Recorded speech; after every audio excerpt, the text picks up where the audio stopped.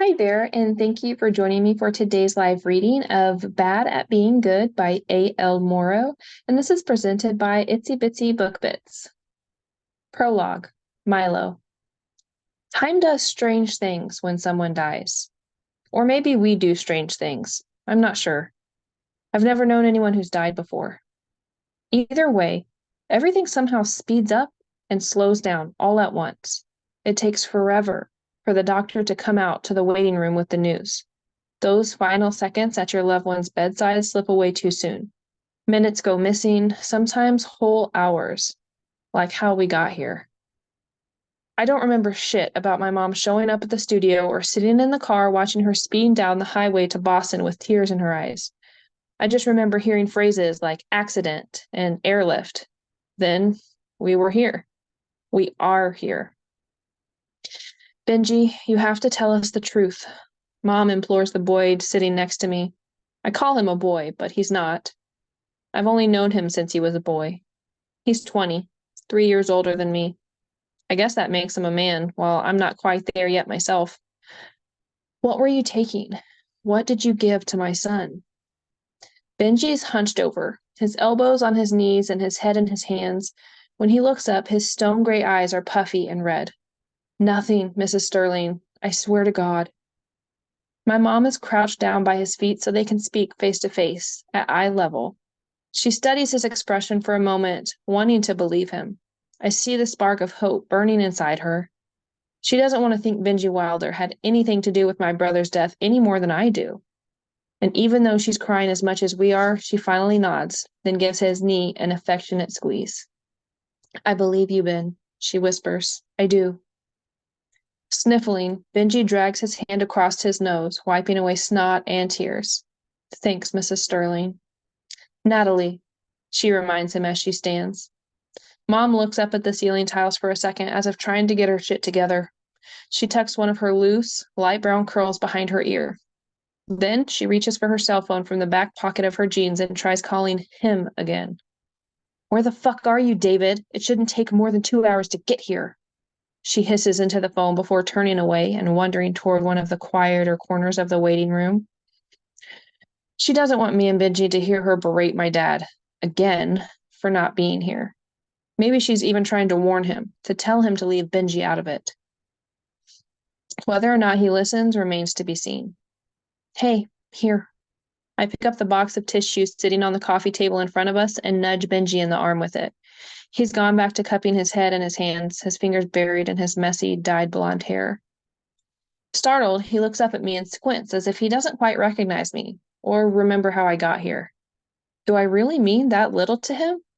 He could never mean so little to me. I notice everything about him. I always have. Fuck, Milo. You're shaking like a goddamn leaf. Okay, that's better. Maybe he's having one of those memory gap moments himself. He's right, too. I'm shivering, and have been. Fucking March in New England is hit or miss. Sometimes sunny, sometimes a shit show. I'm still wearing my leotard and thin, rainbow-trimmed leggings from practice. When she showed up, Mom was in such a panic I forgot my duffel bag with jeans and a hoodie back at the studio. I don't even have my sneakers, only my ballet shoes. Nothing like announcing to the world I'm a dancer, or that I'm gay. Not that I ever really cared to hide either. But at least I get fewer stranger looks here in Boston than back home in Maine. Here, take my hoodie, will you? Refusing my offer of tissues, Benji pulls his sweatshirt off. UCM, it says. University of the Commonwealth of Massachusetts, where he and Kellan went. Where Benji goes, and Kellan went, I guess. God, it's going to take a long time to get used to this. I doubt I ever will. Regardless, the t-shirt he's wearing underneath lifts for a second, and I get a peek of those smooth, tight abs he's always working on at the gym. Benji Wilder has starred in all my wet dreams since I can remember. Under any other circumstance, like if I hadn't just been holding Kellan's hand when he flatlined 20 minutes ago, I'd probably pop a boner. But one of the things I've learned tonight is that losing your brother makes it pretty hard to think about sex, or school, or dance, or anything else except how it feels like someone ripped out your heart with their bare hands and ran over it with an 18-wheeler. Hell would murder me if I didn't take care of you. Benji adds. His abs disappear beneath his shirt again, and he tugs his hoodie over my head without waiting for me to say anything. I don't help, but I don't resist either. I'm too numb. Over the past few hours, I've cycled through all the stages of grief in no particular order, and added a few of my own. Right now, I seem to be stuck somewhere between disbelief and shock. The hoodie helps, though, even if I don't want to admit it. It smells like Benji, too. Weed and spearmint gum, a hint of whatever spicy cologne he put on hours ago. Still no boner. Mom hangs up on her cell phone then. She crosses back toward us, sits on my other side, and reaches for the tissue box. I'm still holding it awkwardly in my hands, my arms jutting out beneath the sweatshirt instead of the sleeves. Any luck? I ask as she takes a tissue for herself and dabs at her eyes. Shaking her head, she tosses the box back on the coffee table. Another voicemail. She turns toward me and touches my cheek, then tilts my head to rest on her shoulder. Even after she brushes the kiss against my hair, she keeps holding me close. I should probably be annoyed she's treating me like I'm 5 years old, but I'm not. I need the reminder she's still here when everything else is crap. I'm so sorry, baby, she tells me. I don't know if she's apologizing for Kellan or our absentee father, but even though I'm not upset about my dad, it's better not having him here. I nod anyway. Me too. I stare down at my hands in my lap. They were easier to look at before Mom took the tissue box away. There was something else there to distract me. Now they're empty again, filled with nothing but the memory of Kellan's palm pressed against mine. I draw a ragged breath and a tear dribbles down my cheek. Me too, I repeat. About 20 minutes later, he finally shows up. David G. Sterling, my father, pounding on the sliding glass doors because they don't open quickly enough for him. His face is red and his clothes are disheveled, his collar open and pants wrinkled. It seems like he tore his tie off in a rage at some point on the drive down from Portland. Where the fuck is my son? He shouts as he rushes toward the nurse's station. Where is Kellan Sterling? Sir, calm down. A woman in violet scrubs about half his size and far nicer than he deserves stands up.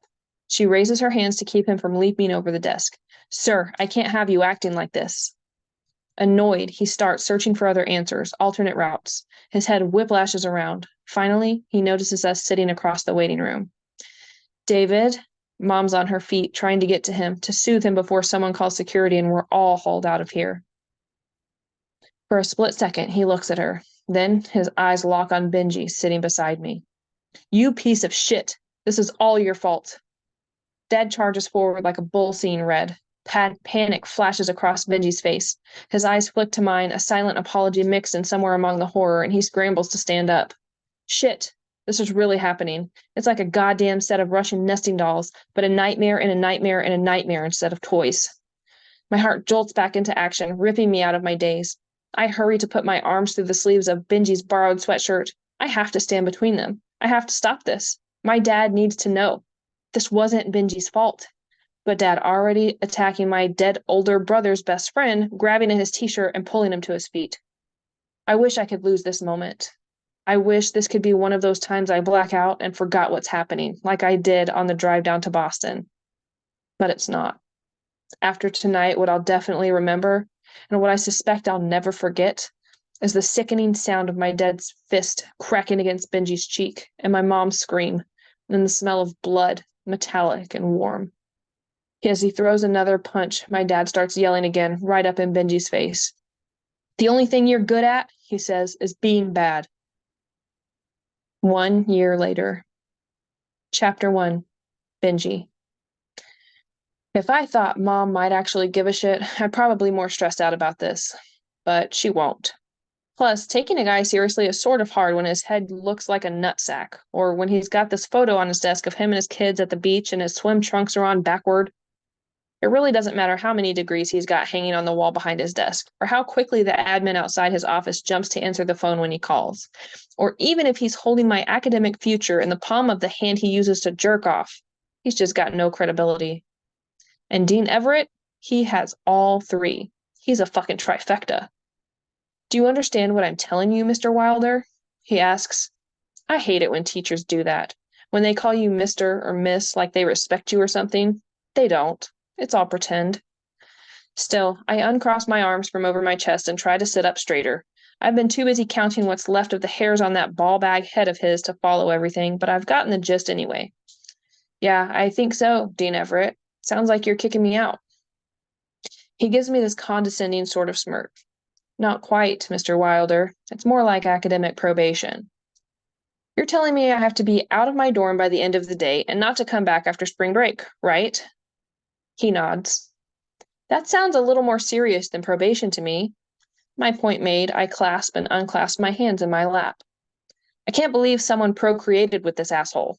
If there wasn't photographic evidence documented the outcome of their union staring right at me, I'd say it was impossible. I mean, if I was a chick, there's no way I'd let him jizz inside me. Hell, I'm a dude, and I'd never let him jizz inside me either. But that's mostly because when it comes to dudes, I prefer to top. Dean Everett taps his pen on his desk. He stares at me as if I'm about to hop on his last nerve and ride it into the sunset like a cowboy in some old as fuck western. Finally, he sighs. You've had a rough year, Ben. Go home. Go to therapy, get your act together, and come back next semester. We'll enroll you in the same classes and you can start over like none of this ever happened. Except I can't pretend that's true. And even if I could, I wouldn't want to. That would mean erasing Kellan's memory. I've crossed a lot of lines in my 21 years, but that won't be one of them. Kellan was my best friend, the brother I never had by blood, my freaking guardian angel. He saved my ass more times than I can count. My mom's once, too. I don't want to get out of the endless loop of his death replaying in my head. I need it. It's how I keep him alive in some weird, tiny way. It's how I punish myself for letting him down.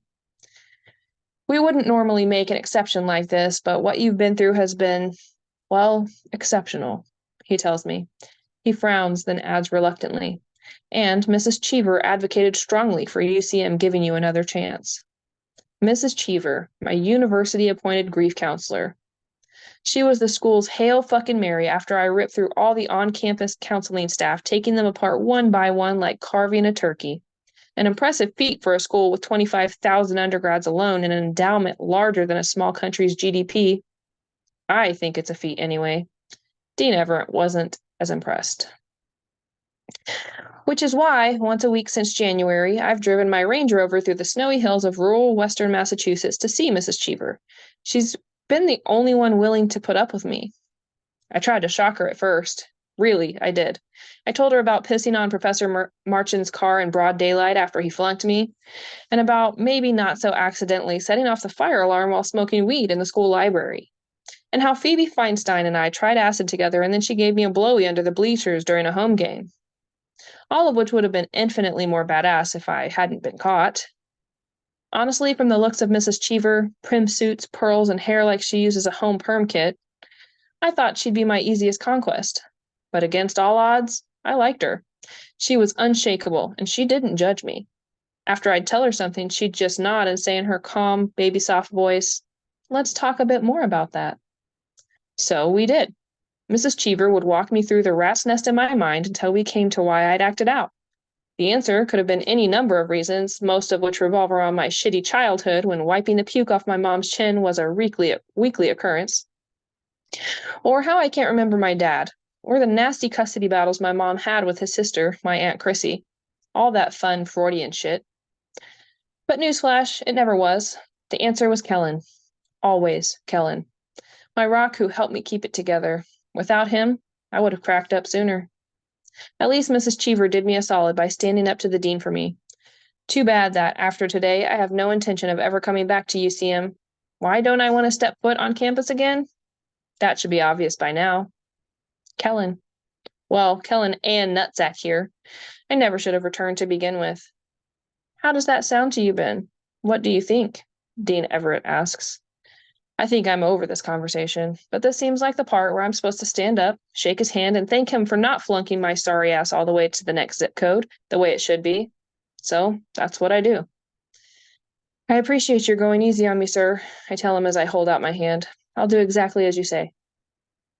He stands up behind his desk and grasps my palm for about half the length of a heartbeat. It's merely another sign of what I already suspect. He's as eager to see me walk out that door as I am to do it. Good luck, Ben. I'll have Roger from facilities meet you at your door with some boxes so you can pack. Thanks. That would be great. About to sit down again, Dean Everett pauses abruptly. Oh, and Ben? I'm almost at the exit, counting down the seconds until I can make my break. Inwardly, I groan as I turn around. Yeah. He pulls an envelope from the top of a pile and papers on the corner of his desk and offers it to me. I slink back and take it from his hand. What is it? A list of therapists in the Portland area that Mrs. Cheever thinks might be good for you to work with. She asked me to pass it along. Shit. Guess I'm not getting out of therapy that easily. I force a smile. Great. I'll look into these. It's not until later, when I'm crossing the parking lot and about to get into the Rover, that I tear open the envelope. The first name on the list catches my attention immediately. David, son of a bitch, Sterling. Yeah, right. Mrs. Cheever couldn't have known. We never use last names when talking about my past in sessions, and I doubt anyone from UCM gave her that much detail. But that's the last kick in the nads I'm willing to take today. Fuck this. I let the paper fall to the ground. Then I climb into the Rover and drive away. Home is a loaded word for me. The house itself is a McMansion at the end of a cul-de-sac in Kensington, Maine. Perfectly manicured lawns, shiny cars in the driveway, patios and fire pits out back. Every time I pull into the neighborhood, I'm honest to God surprised theme songs from 1950s family sitcoms aren't playing in the background. It's appropriate, I guess, considering the inside of the place is practically a shrine to my parents' past. My dad's old football helmet sits on the fireplace mantel. The walls are covered with framed reproductions of magazine covers from my mom's modeling days. The bookcases don't have novels. Instead, they hold trophies and rhinestone pageant crowns and newspaper clippings about my parents' various accomplishments. Nothing new has been added to the collection in about 20 years. That's no accident, either. After my dad died from a brain injury in the playoffs, Mom went downhill. Drinking, taking pills, sleeping all day, pissing herself at night, screaming at Aunt Chrissy whenever she tried to take me away. I don't remember a single time in my life when Alicia Wilder, once an all-American spank bank staple, much to the horror of my adolescent self, wasn't a hot mess. At least my aunt put my dad's money into a trust, so Mom couldn't blow through it too quickly. Without it, there'd probably be no house or cars or college tuition. Not that I'll be paying tuition again anytime soon. By the time I pull into the driveway, it's dark. I sling a duffel bag over my shoulder and head inside. My guts twist as I wonder what I'll find. It shouldn't be too bad. Rita checks on Mom at least once a day. Technically, Rita's our tenant. She stays in the guest house out back, but she's also a nurse, and I suspect Aunt Chrissy gives her a break on the rent in exchange for keeping half an eye out for my mom. Rita's cool as fuck. She's low-key about looking after Mom, which helps. She's always got some excuse to be there, gossiping about some stupid TV show or bringing over a loaf of banana bread she just baked up. If it wasn't for her, I probably never would have gone away to college at all. I would have been too scared to leave my mom alone. Mom? My voice echoes in the foyer. 2 stories with a winding staircase and glass chandelier. No answer. I finally find her sitting in the kitchen. She could be asleep. She could be passed out. Either way, she's slumped over in her chair with her cheek on the table and drool on her chin. There's a half-empty wine glass by her arm and a bottle of pills by her elbow. Shit. My heartbeat picking up, I drop my duffel bag and rush over to her. Mom?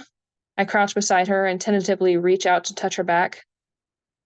She lifts her head slowly, her blonde hair falling across her glazed-over eyes, and looks at me. Benji, you're home. A faint smile tries to curl the corner of her lips, and she flops her arms over my shoulders in a sloppy hug. Thank Christ. Just sleeping. I let out the breath I didn't realize I was holding in until now. Oh, I missed you, sweetie.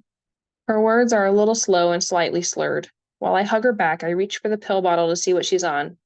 Benzos. And the wine. Not the best combination, but she's done worse. Missed you too, Mom. I say into her hair. It still smells like shampoo, floral and clean. She's washed it recently. Good for her. What are you doing home? I thought you weren't coming back until next week. Nah, it's this week. I mentioned that on the phone when I called this afternoon. Remember?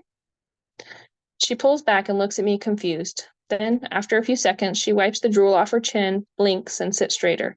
Yeah, of course I do. She doesn't, but she doesn't want me to know she got mixed up again. That's okay. I won't tell her. The news about me getting out of Getting kicked out of UCM can wait. It's pretty late, I say instead. How about we get you tucked into bed? We can catch up tomorrow. You sure? She tries to stand up and stumbles. You must be hungry. I can make you a grilled cheese.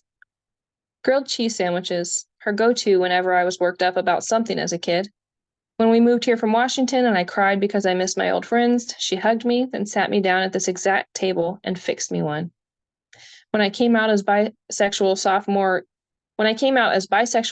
year of high school, she kissed me on the forehead, called me brave, and then whipped out the bread and pan. And when I returned from Boston last year, after David Sterling kicked the shit out of me at the hospital, she made me not one, but 2 sandwiches. Then she got me an ice pack for my face and called a lawyer. See, my mom's not great at taking care of herself, or anyone else for that matter. But it's not because she doesn't have a heart. It's because her heart is too big. And losing my dad, it broke her. I'm good, Mom. I grabbed a burger on the drive up. I hooked my arm through hers to steady her. Thanks, though. There will be enough time for grilled cheese tomorrow when I tell her about UCM. Getting her up the stairs takes longer than it should. She has to focus so hard on the steps to avoid tripping, and she stops to tell me a story about Dad halfway there. Even though she skips around and mixes up the details with another completely different tale I've heard 1,000 times before, I hold her hand and listen anyway. And then I want to cry because I love her so fucking much, and I know one of these days I'll get home to find her slumped over at the table and she won't be simply asleep. She just won't be. Guilt pulses through me. I've stayed away for too long, for most of the past year. To avoid facing my memories of Kellan, I made every excuse in the book. I went back to school, visited Aunt Chrissy, met Phoebe Feinstein's parents, took exams, threw parties. I checked out, and it hasn't been fair to my mom. She needs me. If there's one silver lining to getting kicked out of school, it's that I get to take care of her for myself, not merely rely on Rita to do it. Once Mom's curled up in bed, I turn on the TV in her room. It's her preferred way to sleep. She says the light from the screen is bad for her skin. It doesn't give it a chance to heal or prematurely ages her or something. As a former model, she still gives a shit about stuff like that, but she always wants it on anyway. I think it makes her feel less alone. By the time I close the door, she's already conked out. Afterward, I head back down to the Rover to pick up some more of my stuff from the dorm. A box this time. Just some books and my laptop and some other shit. I'll get the rest tomorrow. I'm about to head back inside when a light flickers on upstairs next door. The Sterling's house. Milo's room. For half a second, I catch a glimpse of him standing in the window before he closes the blinds. Tall, slender, surprisingly muscular. A dancer's body. The darkness of his overgrown bangs contrasts with the paleness of his cheeks, and the frown on his face clashes with the cheery pink tank top he's wearing. He seems as miserable as I am.